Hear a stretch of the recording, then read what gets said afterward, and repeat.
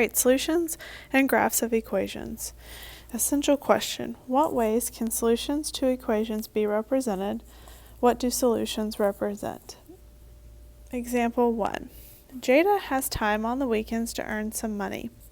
A local bookstore is looking for someone to get help to sort books and will pay $12.20 an hour. So go ahead and highlight that. To get to and from the bookstore on a workday, however, Jada would have to spend $7.15 on bus fare. So pause the video and go ahead and just write that first part out for yourself. And you can also go ahead and write A. You can write this section as well. So go ahead and pause the video. Okay, so Jada's hourly pay would be $12.20. And that's going to change based on how many hours she works. So it's important to note what information changes. However, to get to and from work, her total bus fare would always be the same, $7.15. So that's a constant value, right? So that might not be attached to a variable. There's that word we talked about the other day again. It's a constant.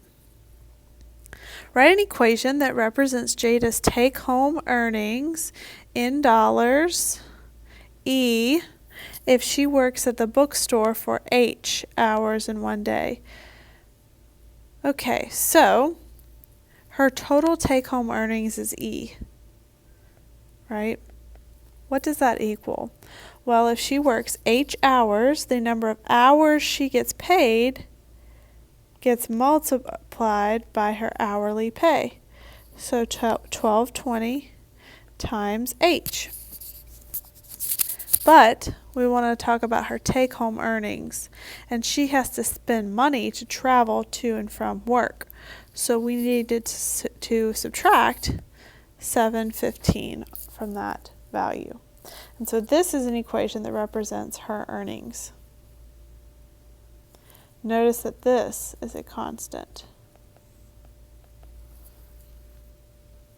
So pause the video and get this work down for yourself. Part B. Jada takes home $90.45 after working H hours and after paying the bus fare. So this $90.45, she has paid her bus fare. Write an equation to represent the situation.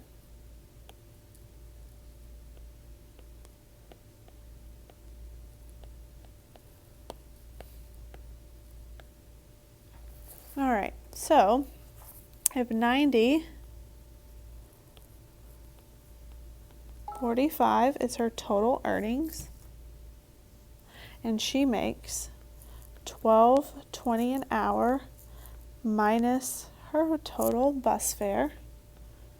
That equation should represent this scenario. And notice that from part A to part B, only one piece of information changed, and that one piece was that we knew E.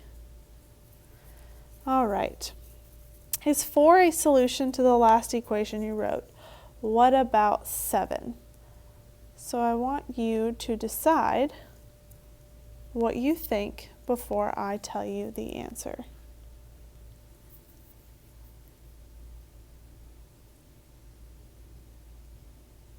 So let's see if we think 4 is a reasonable solution. So I can go in and replace H with 4. And we can calculate whether this works or not.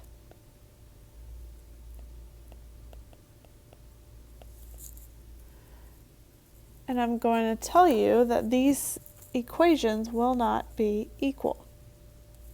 So $12.20 times 4 is $48.80, and then we're going to subtract $7.15 from that and get $41.65.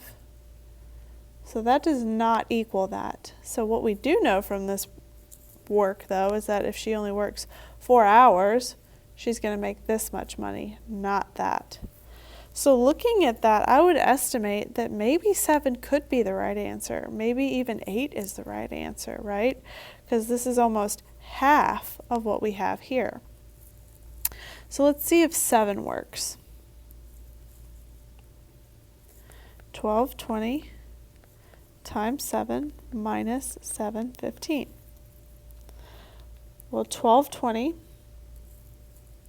times 7 is $85.40. So I can already tell this is not going to be enough money. It is not going to equal $90.45 because I'm going to be subtracting it. So if I subtract it, I get 78.25. So that is not equal to the 90.45. So it must be 8 or 9. We must be getting close because we're getting close to 90. So then we can try 1220 times 8 hours minus 715. And 1220 times 8 is $97.60 minus 715. And that gives us $90.45. That was the dollar amount we were looking for. So she must have worked 8 hours to get this much money. So this is not a reasonable solution, nor is 7.